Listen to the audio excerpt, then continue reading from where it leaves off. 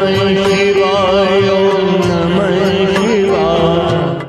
हरिद्वार में महाकुंभ शुरू हो गया है। इस बार हरिद्वार में 11 साल बाद महाकुंभ शुरू हुआ है। इससे पहले साल 2010 में हरिद्वार में महाकुंभ हुआ था। पहले दिन महाकुंभ में 22 लाख श्रद्धालुओं ने डुबकी लगाई। महाकुंभ में नागा साधु सबके आकर्षण का केंद्र बने हुए हैं। बिल्कुल नगन रहने वाले नागा साधु अपनी ही मस्ती में डूबे हुए नजर आए। नाचते गाते हुए भोले बाबा के जयकारे लगाए। कोरोना के चलते इस बार महाकुंभ 28 दिन का होगा। पहले दिन दशनामी सन्यासी अखाड़े ने स्नान किया। किन्नर अखाड़ा भी पहली बार हरिद्वार के महाकुंभ में शामिल हुआ। शाही स्नान के लिए उत्तराखंड पुलिस के बैंड ने नमो शिवाय की धुन बजाकर साधुओं का स्वागत किया। पहले दिन दशनामी अखाड़ों के साधु संत आचार्य महामंडलेश्वर और महामंडलेश्वरों ने स्नान किया। संतों से पहले श्रद्धालुओं ने हर की पेड़ी पर डुबकी लगाकर भगवान शंकर का जलाभिषेक किया। हरिद्वार महाकुंभ का पहला शाही स्नान गुरुवार को महाशिवरात्रि के पावन मौके पर किया गया। यहाँ विभिन्न घाटों पर श्रद्धालु स्नान करते नजर आए। हाईवे से हर की पेड़ी तक भक्तों की भीड़ लगी रही। श्री निरंजनी और आनंद अखाड़े के संतों ने गंगा स्नान किया। इस दौरान कुछ संतों के हाथों में तिरंगा झंडा भी दिखाई दिया। उत्तराखंड के मुख्यमंत्री तीरथ सिंह रावत निरंजनी और आनंद अखाड़ा के संतों के स्नान के बीच हर की पेड़ी पर पहुंचे। उन्होंने संतों पर फूल बरसाए और उनका आशीर्वाद लिया। हरिद्वार में इस बार होने वाले महाकुंभ मेले में 4 शाही स्नान होने हैं। 11 मार्च को पहला शाही स्नान हुआ। दूसरा शाही स्नान 12 अप्रैल को सोमवती अमावस्या पर होना है। तीसरा शाही स्नान 14 अप्रैल को बैसाखी पर और चौथा शाही स्नान 27 अप्रैल को पूर्णिमा के अवसर पर होगा। श्रद्धालुओं को गंगा में डुबकी लगाने के लिए 15 मिनट का वक्त मिलेगा। महाकुंभ और कुंभ मेला सदियों से आयोजित होता आ रहा है। इसकी एक अनूठी व दिलचस्प कहानी है। कुंभ मेला भारत में आयोजित किया जाने वाला सबसे बड़ा मेला है। यह एक ऐसा सामूहिक हिंदू तीर्थ है जहां पर बड़ी संख्या में हिंदू इकट्ठे होते हैं, एक पवित्र नदी में स्नान करते हैं। प्रचलित जन श्रुति के अनुसार ऋषि दुर्वासा के अभिशाप के चलते एक बार देवताओं ने अपनी ताकत खो दी। अपनी ताकत हासिल करने के लिए देवताओं ने भगवान ब्रह्मा और भगवान शिव से आग्रह किया। उन्होंने देवताओं को भगवान विष्णु की प्रार्थना करने की सलाह दी। तब भगवान विष्णु ने क्षीर सागर का मंथन करके अमृत निकालने को कहा। भगवान विष्णु के इस सुझाव पर सभी देवता दैत्यों के साथ एक संधि करके अमृत निकालने के लिए जुट गए। मंदारा पर्वत को मंथन करने वाली एक छड़ी के रूप में प्रयोग किया गया। मंथन में सबसे पहले विष उत्पन्न हुआ। इस विष को भगवान शिव ने ग्रहण किया। जैसे ही मंथन से अमृत दिखाई दिया, देवता दैत्यों के गलत इरादे को भांप गए।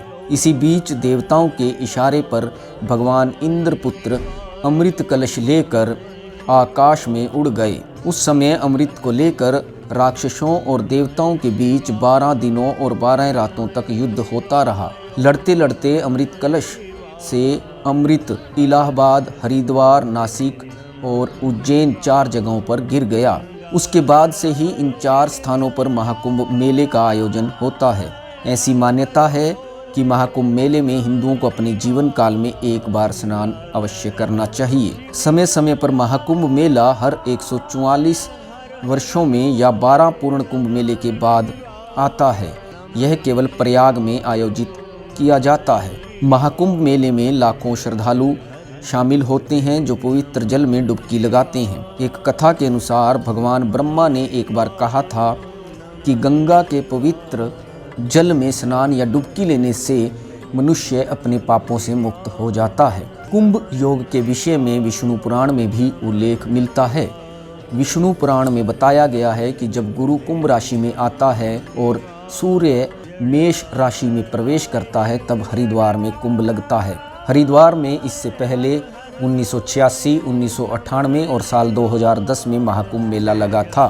कुंभ की कहानी यहीं ख़त्म नहीं होती। यह दिलचस्प और भक्तिमय कहानी थोड़ी लंबी है। कुंभ मेले का इतिहास कम से कम 850 साल पुराना है।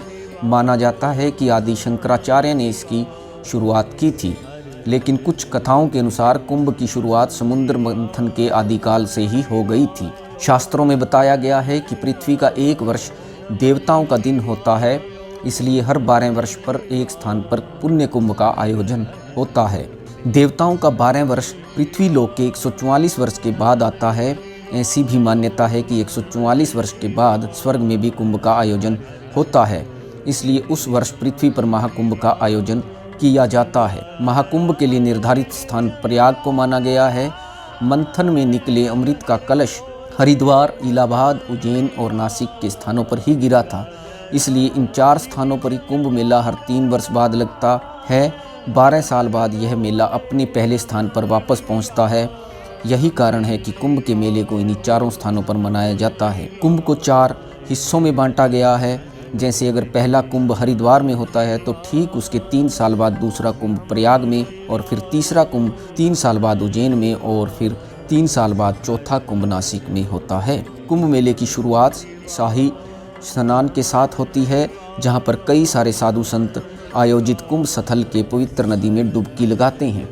शाही स्नान कुंभ मेले का एक प्रमुख हिस्सा है। शाही स्नान की तारीखें पहले ही घोषित कर दी जाती हैं। इस स्नान में सभी 13 अखाड़ों के शाही स्नान का क्रम निर्धारित होता है और उनसे पहले कोई भी स्नान के लिए नदी में नहीं उतर सकता है। कई बार तो शाही स्नान को लेकर साधुओं में भीषण संघर्ष और झड़प भी होती रही है। शाही स्नान की इस परंपरा का आरंभ काफ़ी बाद में हुआ। ऐसा भी माना जाता है कि शाही स्नान की इस परंपरा की शुरुआत 14वीं से 16वीं शताब्दी के बीच हुई थी। यह वह समय था जब भारत पर एक के बाद एक विदेशी आक्रांताओं के आक्रमण शुरू हो गए थे। समय बीतने के साथ अपने धर्म पर आघात देख साधु काफ़ी उग्र होने लगे और उन्होंने मुस्लिम शासकों से धर्म की रक्षा के लिए लोहा लेना शुरू कर दिया। नागा साधुओं के इस युद्ध कौशल को देखकर कई सारे शासकों ने उन्हें अपनी सेनाओं में विशेष स्थान दिया।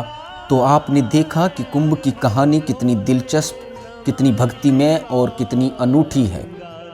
Bureau report, Republic Haryana.